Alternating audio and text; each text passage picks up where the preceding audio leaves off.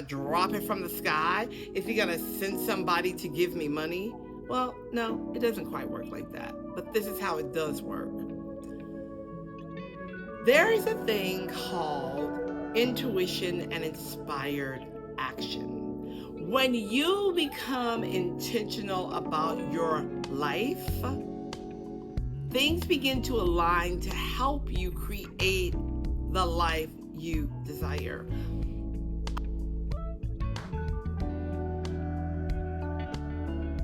So today I thought we'd just do a little chit chat.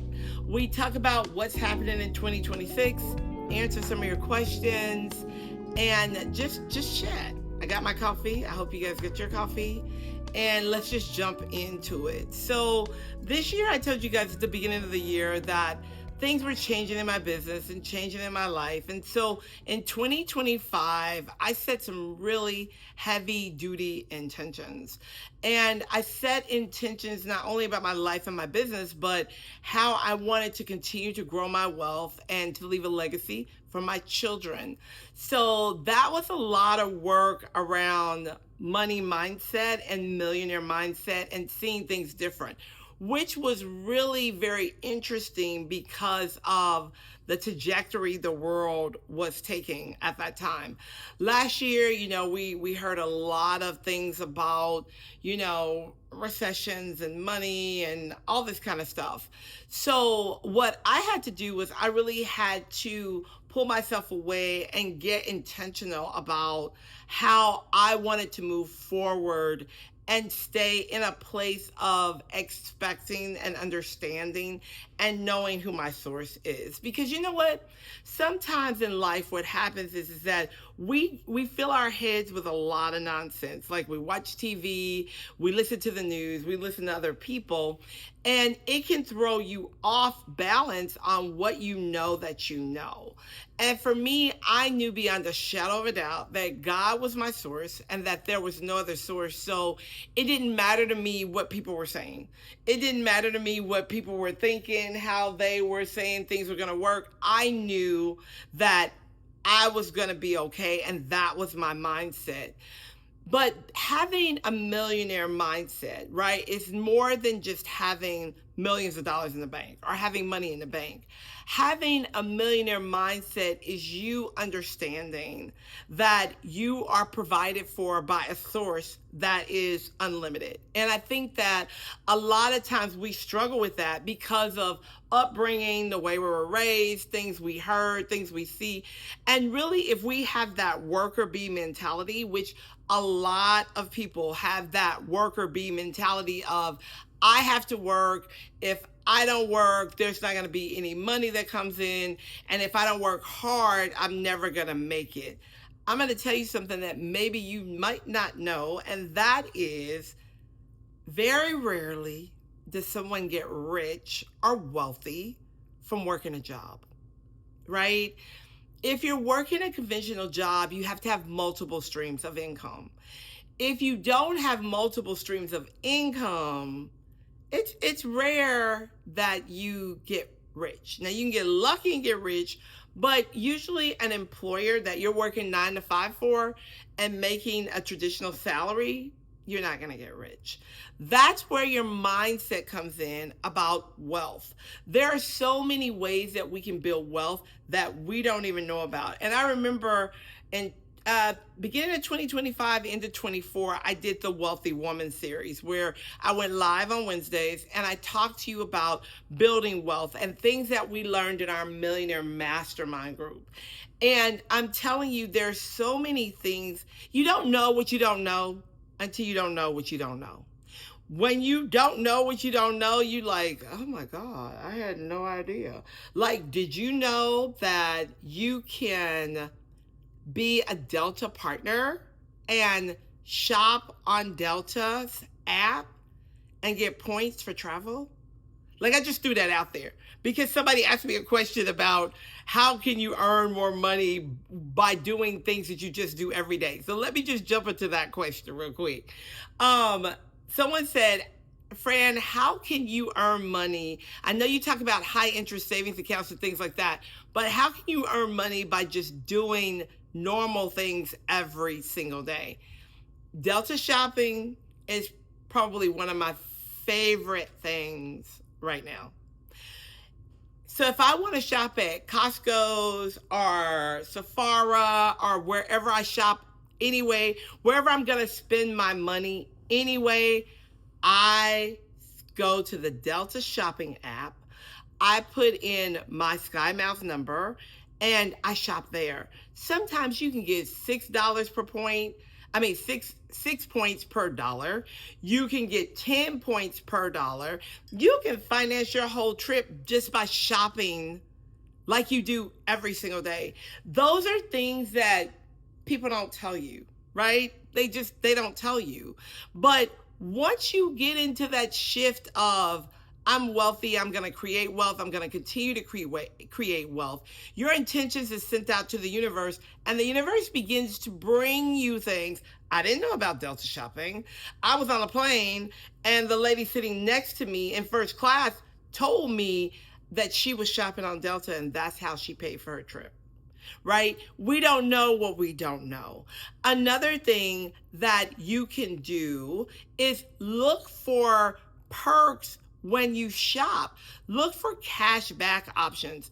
I love my American Express card. I love my Chase card. Those are my two favorite cards because they offer me cash back. Not just rewards for things, but cash back.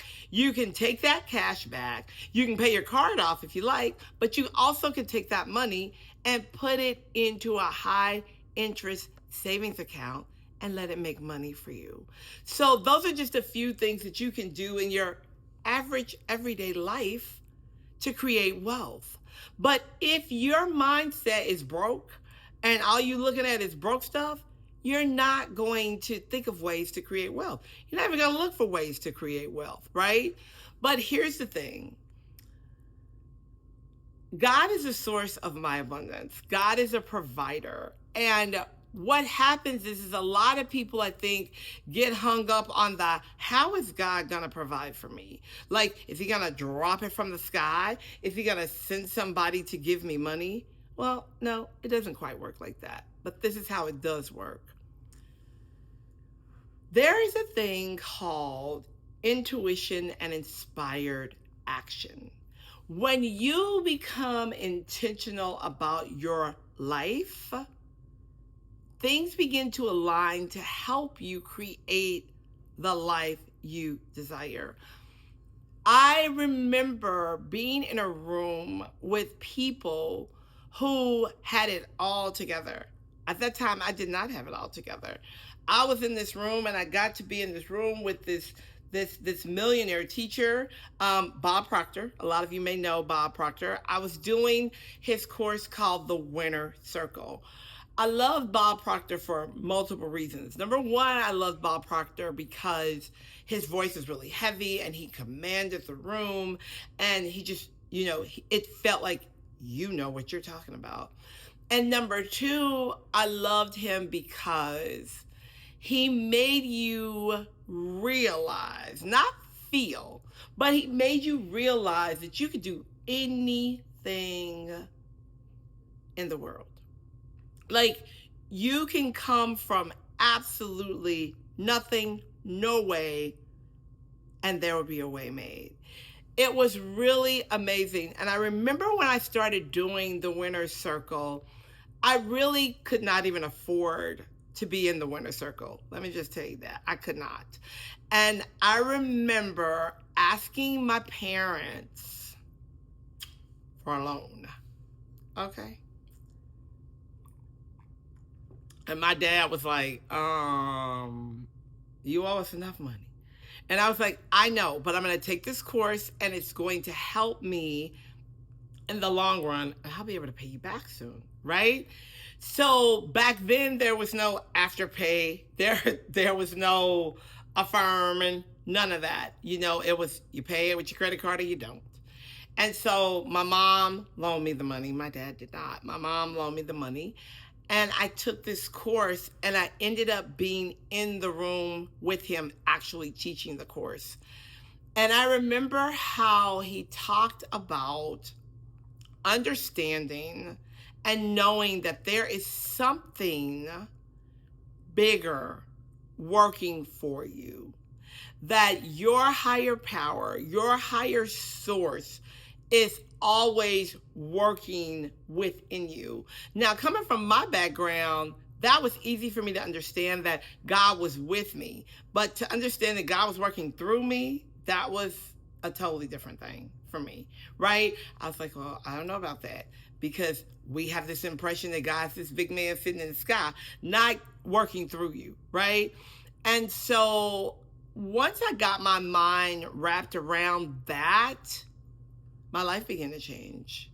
And I remember saying, everything that is for me, I will have. I will have everything that is for me. So that takes me to my next question. Someone wrote in and asked me, what if it's not for me? What if the thing that I'm asking for is not for me? Here's the thing about that. If what you're asking for is not for you, then that means that there is something. Okay, I'm just going to tell you, my angels are talking at the same time I'm talking right now. And I'm just going to give you the message that they're giving me. There is never a time when something good is not for you. We sometimes call in things that are not so good. But all things that are good, that feel good to your spirit and your soul, are for you.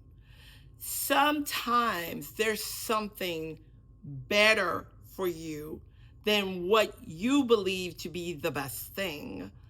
And at that point, the thing that you're asking for may stagnate or slow down, but it's only because they're preparing you for something better. There is never a no. It is always a give us a minute, hold on, or an immediate yes. A delay is not a denial, right? Just because we don't see physical evidence of the thing doesn't mean that the thing is not happening. So a lot of times we get frustrated because we feel like, well, maybe this is not for me because we don't see any physical evidence of it. Your heart's desires are for you because they are your heart's desires. Now, I'm going to say this. Sometimes when our desires are about another person, let's just say you see somebody, you fall madly in love with them, and you feel like, that's my husband. If that person doesn't feel like I'm her husband, then you can't force that reality. Do you understand what I mean? But you can say, you know what? I really like everything about this person, and I would love to have a person like this that is for me.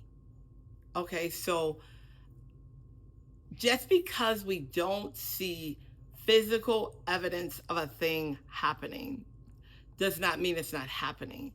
Faith is the substance of things hoped for and the evidence of things not seen. You cannot see the wind blowing, but you know the wind's blowing.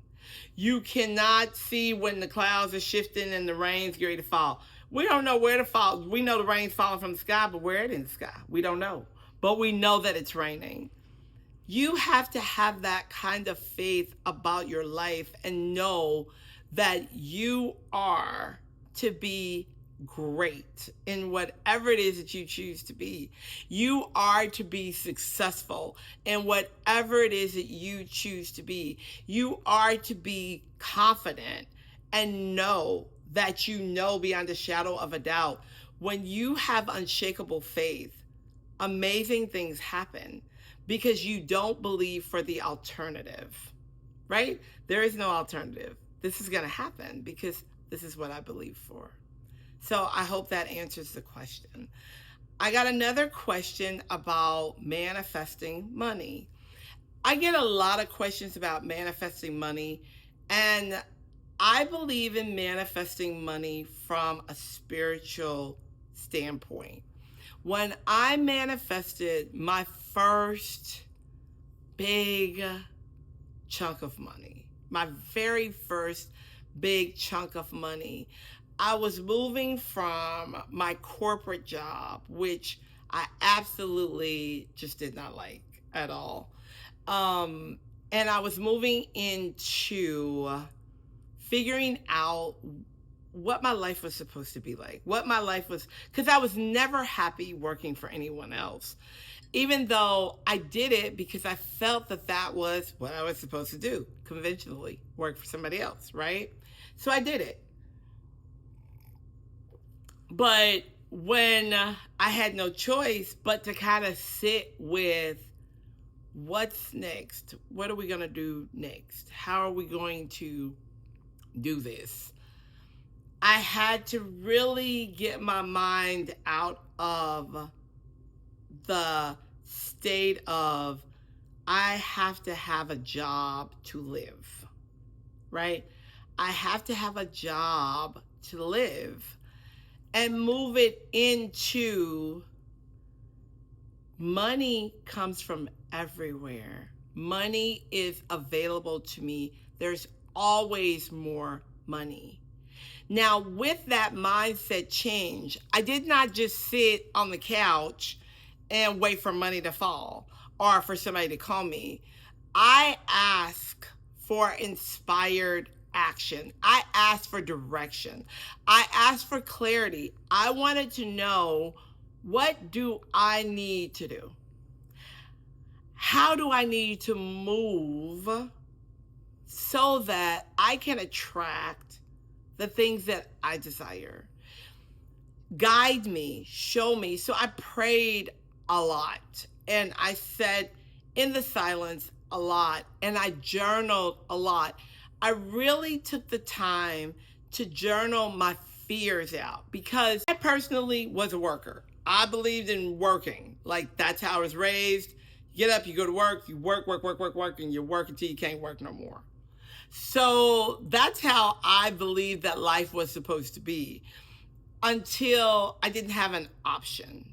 And everything that was within me was saying, you don't have to go back to work. It will be okay. It was a very big struggle for me not to go back to work or not go find a job. I felt like that's what I needed to do, but I didn't. And it all worked out. But it wasn't easy. And I'm not going to sit here and tell you that it was all easy and that I didn't cry a lot. But it worked out because I believed that it would. So when it comes to money, you have to heal your relationship with money. You have to know what that relationship is, and you have to understand that money wants to support you and money loves you, and that there is plenty of money available. There's no secret funnel for people to get money over here in this direction and you can't get any over there. You have to tap into the belief that money will be provided for you. For me, I know you've heard it. Everybody's heard it. I say it all the time. I have tithed myself to wealth. I'm a really big giver. I give more than 10% to the person, place, or thing that provides spiritual food for me. And then I do the rest with whatever I need to do. But I tithe with the intention of always being supplied for, and that money is always going to come back to me, and it does. Okay, so let's talk about really quick why I have not been on YouTube like I was before. So I've been taking little breaks from YouTube. Sometimes, just to be honest with you, I just get really overwhelmed with it. I do miss Sunday service a lot. I miss Sunday service a lot. And I miss going live, but I also feel like sometimes the energy is just a lot, right? YouTube's a lot of energy. And things change on YouTube. I love the platform. Like, I love being here. I've been on YouTube for a long time. But sometimes, really, I'm just kind of like, And I'm not ever going to do something where I'm not giving 100%. And I love YouTube and I will make more content. I'm going to make different content. Like, I'm not in my normal space. I feel like sometimes you just have to move around a little bit.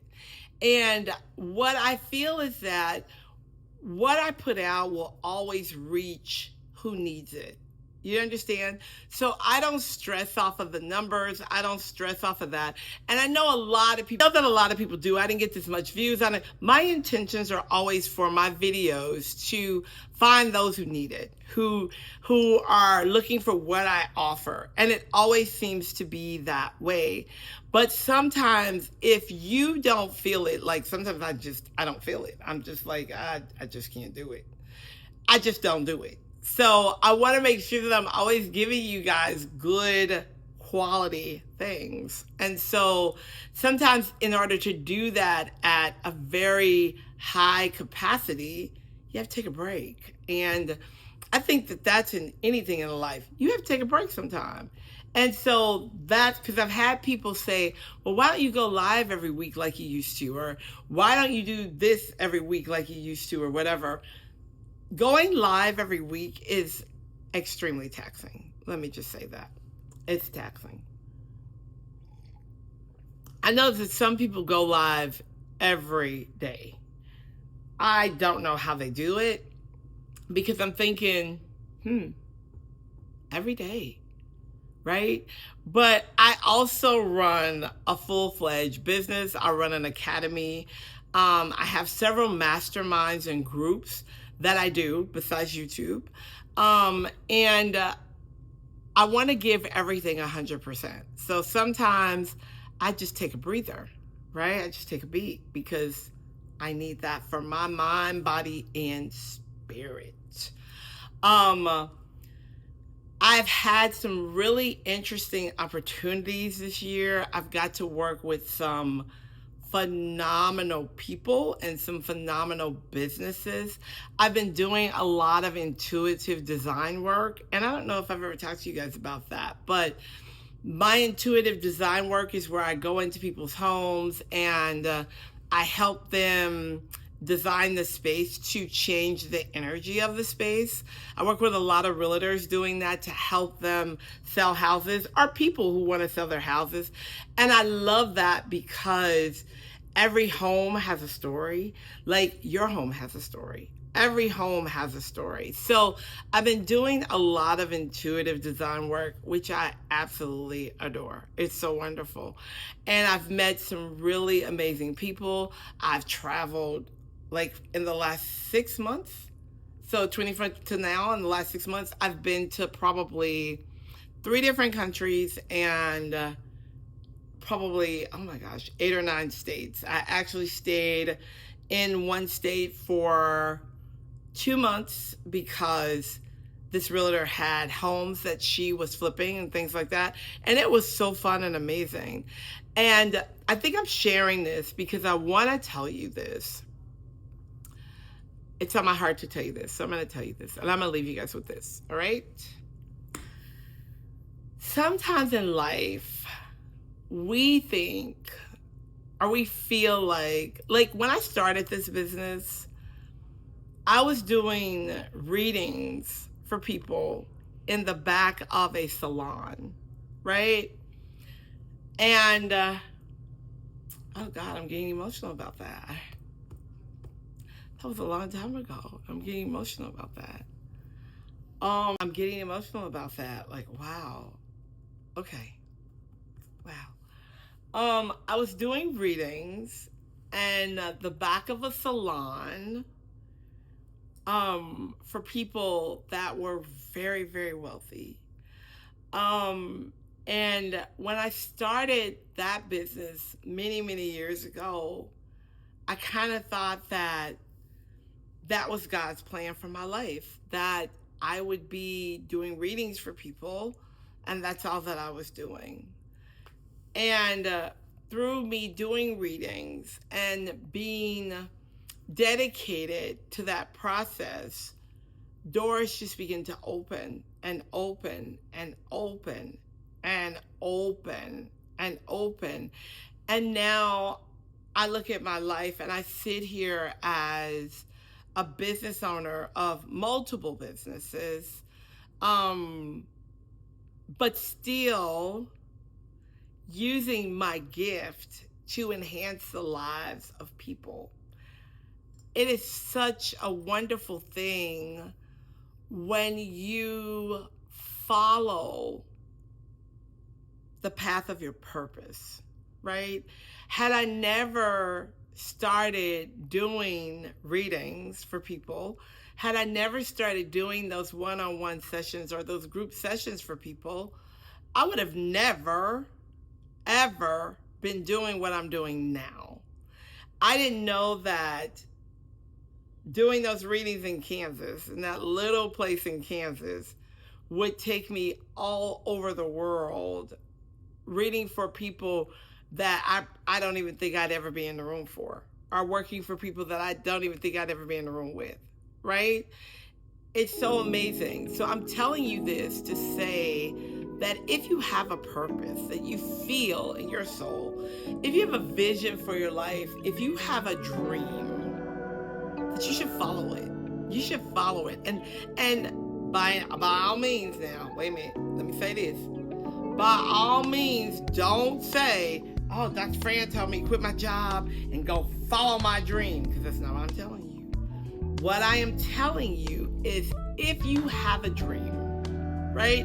If you have a vision for your life, if you have a purpose, if something keeps reoccurring in your spirit, you owe it to yourself to check it out and find out where it leads you to, because you just never, ever know. All right, y'all. All right, so I've enjoyed this chit chat. Send me some questions. Get active in the comments. Let me know what you think. And I will talk to you guys soon. Have a great week.